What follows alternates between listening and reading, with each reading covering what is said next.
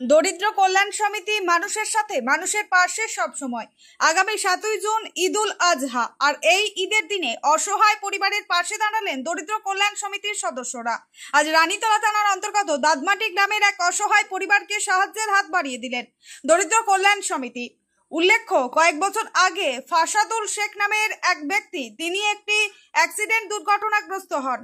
কাজ কাম সেভাবে করে উঠতে পারেন না, সংসারও ঠিকভাবে চলে না, তার এক পায়ে রড ভরা আছে।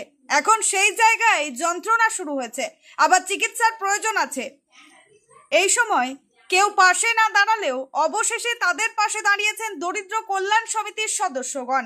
আজ দরিদ্র কল্যাণ সমিতির পক্ষ থেকে ফসাদুল শেখের পরিবারকে 5,000 টাকা এবং ঈদ উপলক্ষে পরিবারের সমস্ত সদস্য, তেনার মা, তার স্ত্রী এবং তার 3 সন্তানকে বস্ত্র তুলে দিলেন দরিদ্র কল্যাণ সমিতি। ফসাদুল শেখের পরিবার খুশি হলেন দরিদ্র কল্যাণ সমিতির এই কাজে।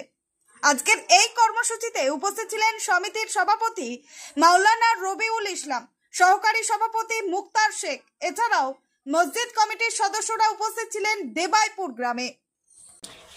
এই পাটা থেকে 16 বছর আগে ভেঙে গেছিল ভাঙাই কাজে। আচ্ছা, ডিম পড়েছিল। কোথায় কাজে গেছিলেন? ইকবালপুরে। ইকবালপুরটা কোথায়, কোন রাজ্যের মধ্যে পড়ে ওটা? কলকাতার ভিতরে। ও আচ্ছা, তখন থেকে আপনি অক্ষম? আর তখন থেকে অক্ষম বলতে কাজ করতো, সবই করতো। এখন হঠাৎ ব্যথা উঠলো, ব্যথা উঠে এবং ছবি তুলে দেখছি ভিতরে হাড়ে ইনফেকশন হয়ে গেছে। আজকে এই যে দারিদ্র কল্যাণ সমিতি আপনার পাশে দাঁড়িয়েছে, কেমন লাগছে? ভালো লাগছে। কি পেলেন আপনারা সাহায্য? সাহায্য বলতে 5,000 টাকা বাড়ি যে দিয়ে এসেছে। আর আজকে আমাদেরকে ডেকেছিল সব ছেলে পিলের কাপড় চোপড় সব দেওয়ার জন্য। কী নাম আপনার? ফাসাদুল শেখ। কোথায় বাড়ি আপনার? দাদমাটি। এই যে দারিদ্র কল্যাণ সমিতির পক্ষ থেকে যে উপকার আপনি পেলেন, সেটাতে কতটা আনন্দিত হচ্ছে? অনেক আনন্দ। অন্য অন্য কোনো সংগঠন বা সরকারি কোনো সংস্থা আপনার পাশে দাঁড়িয়েছে? না। আমরা আজকে নতুন দেবাইপুর রতনীতলায় এই আসরের নামাজের পরই একজন অসহায় নিপীড়িত মানুষের সহযোগিতার জন্য আমরা এখানে উপস্থিত হয়েছি। আজকে যাকে আমরা যতটুকুন পারবো যে সহযোগিতাটা করব, ওনার বাড়ি হচ্ছে দাদমাটি। ভাইয়ের নাম কি? ফাসাদুল শেখ। দীর্ঘ কয়েক মাস আগে উনি বাইরে কাজে গেছিলেন, যাওয়ার পরে অ্যাক্সিডেন্টের কবলে পড়ে ওনার পাটা ভেঙে যায় এবং সেই পায়ে এখনও রড ভরা আছে আমরা দেখছি। তো ওনার পায়ে পুনরায় আবার যন্ত্রণা শুরু হয়।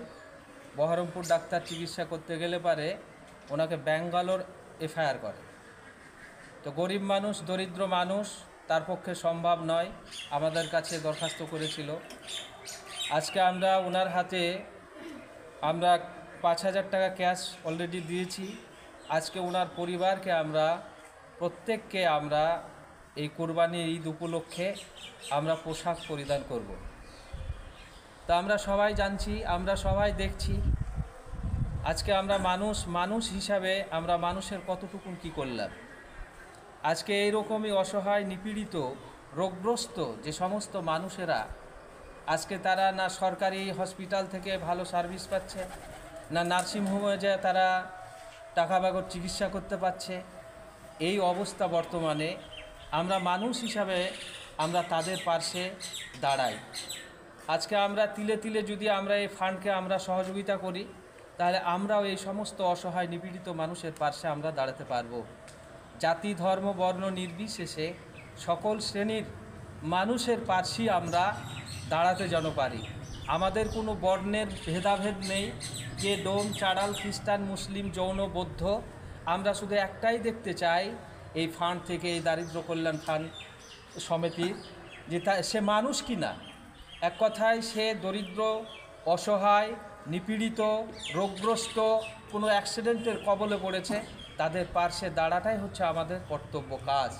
তাই আমি আপনাদের কাছে খুব মিনতির সাথে বলতে চাই যে আপনারা জাতি, ধর্ম নির্বিশেষে আমরা সকলেই এই ফান্ডকে পুরোপুরিভাবে আমরা সহযোগিতা করি এবং দারিদ্র কল্যাণ সমিতিতে আমরা গ্রুপে আসি, যথেষ্ট আমরা যেন এই ফান্ডকে আমরা সহযোগিতা করে আমরা টিকিয়ে রাখতে পারি, এই কামনায় আপনাদের কাছে বেশি বেশি করব, এই অনুরোধই আপনাদের কাছে বেশি বেশি করব।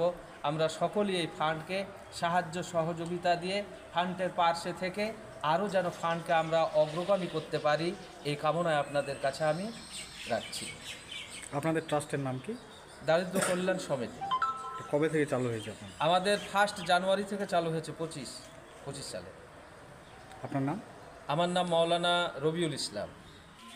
আজকে আমরা নতুন দেবাইপুর রতনীতলা জুম্মা মসজিদে একজন পরিবার অসহায়কে আমরা 5,000 টাকা এবং পুরো পরিবারকে আমরা পোশাক প্রদান করলাম। আজকে এই দারিদ্র কল্যাণ সমিতির পক্ষ থেকে আমি সভাপতি এবং আমার পার্শ্বে সহসভাপতি আছেন। আমরা জাতি ধর্ম বর্ণ নির্বিশেষে সকল মানুষের কাছে অনুরোধ রাখছি, আপনারা এই ফান্ডকে আপনারা যথেষ্টভাবে আপনারা সহযোগিতা করুন এবং এই ফান্ডে থাকুন। এই ফান্ডে আপনারা আমাদের গ্রুপে আসুন এবং যে যেখান থেকে দেখবেন আপনারা এই ফান্ডকে সহযোগিতা করুন। এই ফান্ড একমাত্র আপনাদের পয়সাতেই চলে, বাইরের কোনো সরকারি সংস্থা না, বাইরের কোনো টাকা পয়সা পাওয়া যায় না। আজকে মেহনতি মানুষ, আজকে যারা বিদেশ খাটছে অনেক ভাই, তারা এই ফান্ডে যথেষ্টভাবে আমাদের এই ফান্ডে দান করছে। আপনারা সকলেই করতে থাকুন। আজকে যাদের হাতে আমরা অর্থ এবং পোশাক তুলে দিলাম, ছোট ছোট বাচ্চাও আছে। আজকে যদি এই বাচ্চারা একটু খুশি হয়, তাদের মুখ থেকে যদি একটু হাসি ফুটে, আল্লাহ সুবহানাহু তাআলাও খুশি হয়ে আপনার মুখেও হাসি ফুটিয়ে দিবেন। তা ভাই, আমরা সকলে মিলে আসি, আমরা এই ফান্ডে যুক্ত হই এবং আমরা এই ফান্ডকে সহযোগিতা করে আরও যেন আগিয়ে নিয়ে যেতে পারি, এই চিন্তা ভাবনায় আমরা আগাই। অনেক ভালো লাগছে। এটা আপনারা কবে থেকে চালু করেছে? আমরা এটা 2025 1 জানুয়ারি থেকে। এই যে মানুষের পাশে দাঁড়াতে হবে, মানুষ অসুবিধায় পড়লে তাদেরকে সাহায্য করতে হবে, এই সব চিন্তা ভাবনা চিন্তাধারা কোথা থেকে এলো আপনাদের মাথায়? আমাদের এইসব চিন্তাধারা অনেক দিনের চিন্তাধারা। ইমাম সাহেব না আসার আগ থেকে আমাদের চিন্তাধারা ছিল যে আমরা একটা ফান্ড খুলব, দারিদ্র কল্যাণ সমিতি খুলব আমরা। তো আল্লাহর কী কাজ, আমাদের মাওলানা রবিউল ইসলামকে এখানে পাঠিয়ে দিয়েছেন, তাই আমাদের এই মাওলানা সাহেবের উদ্যোগে আমরা এই দরিদ্র কল্যাণ সমিতি খুলেছি। আজকে কাকে সাহায্য করলেন? আজকে দাদমাটি গ্রামের ফাসাদুল শেখ, এই ব্যক্তিকে আমরা আজ দারিদ্র কল্যাণের পক্ষ থেকে তার পরিবারকে কিছু পোশাক দিলাম। পূর্বে টাকা দিয়েছি। এর পূর্বে আমরা 5,000 টাকা তার হাতে তুলে দিয়েছি। আপনার নাম এবং পরিচয়? আমার নাম মোহাম্মদ মুক্তার শেখ, গ্রাম নতুন দেবাইপুর। আমার নাম রেজাউল হক, দেওয়াইপুর গ্রাম, পোস্ট অফিসে থানা রানীতলা। আপনি এই জুম্মা মসজিদের জুম্মা মসজিদের সভাপতি। আচ্ছা, এই যে আপনাদের ইমাম সাহেব এখানে কাজ কেমন করছেন? দারিদ্র কল্যাণ খুব সহযোগিতা ভালোই আছে। আমাদের সামাজিক হিসাবে চলন খুব ভালো চলাফেরা করে। আচ্ছা, এই যে দারিদ্র কল্যাণ সমিতি, এটা কি এবারই প্রথম করছে না এর আগে করেছে? এবারই প্রথম। আপনাদের এখানে প্রথম? না, এর আগে 2-4 বার আছে। আচ্ছা, মানে এই সালে প্রথম মানে চালু হয়েছে 2025-এ।